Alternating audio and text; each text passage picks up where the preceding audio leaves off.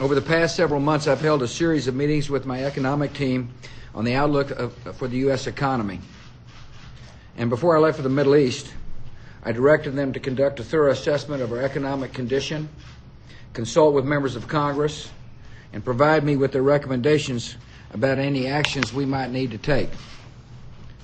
The economic team reports that our economy has a solid foundation, but that there are areas of real concern.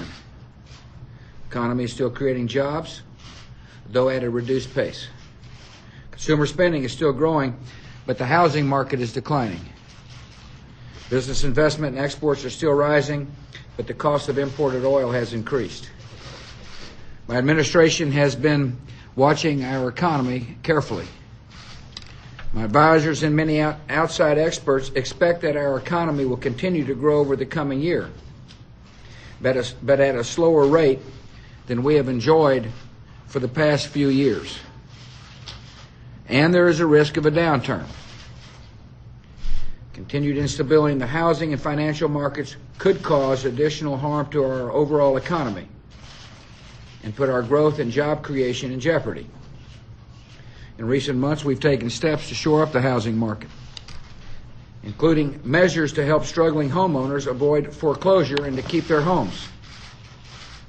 I also have asked Congress to pass legislation to modernize the Federal Housing Administration and enable it to provide additional assistance to struggling homeowners. The House passed a bill and the Senate passed a bill, and now they need to get together and get a bill to my desk as quickly as possible. After careful consideration and after discussions with members of the Congress, I've concluded that additional action is needed. To keep our economy growing and creating jobs, Congress and the administration need to work to enact an economic growth package as soon as possible. As Congress considers such a plan, there are certain principles that must guide its deliberations. This growth package must be big enough to make a difference in an economy as large and dynamic as ours, which means it should be about 1% of GDP. This growth package must be built on broad-based tax relief that will directly affect economic growth, and not the kind of spending projects that would have little immediate impact on our economy. This growth package must be temporary and take effect right away so we can get help to our economy when it needs it most. And this growth package must not include any tax increases. Specifically, this growth package should bolster both business investment and consumer spending, which are critical to economic growth. And this would require two key provisions. To be effective, a growth package must include tax incentive for American businesses, including small businesses, to make major investments in their enterprises this year.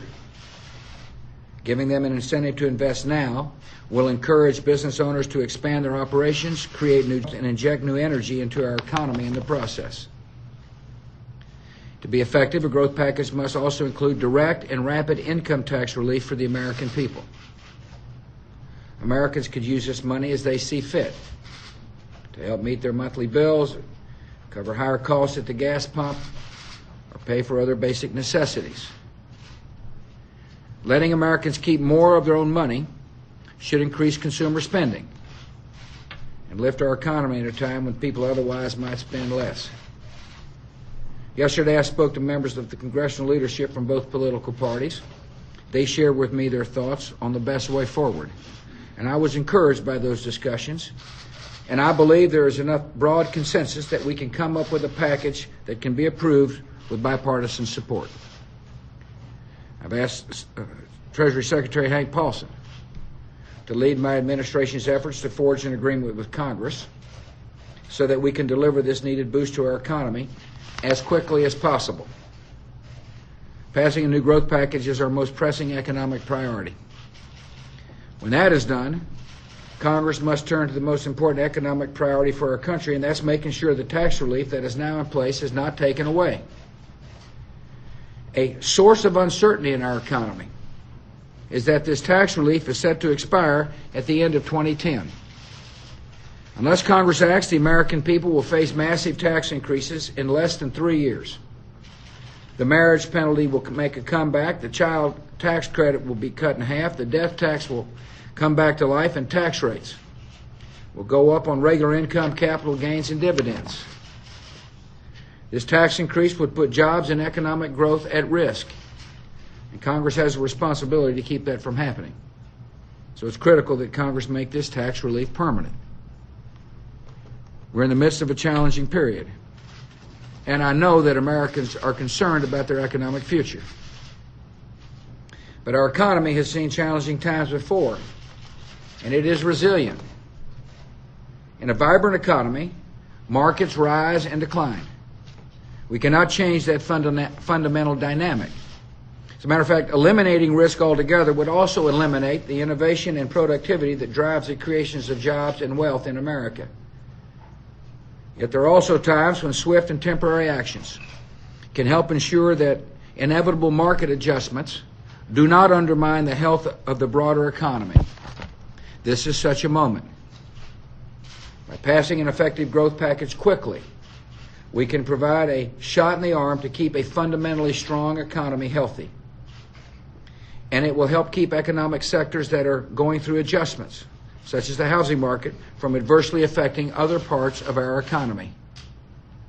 I'm optimistic about our economic future because Americans have shown time and again that they are the most industrious, creative, and enterprising people in the world.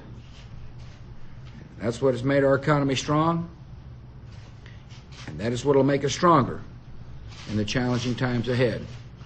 Thank you.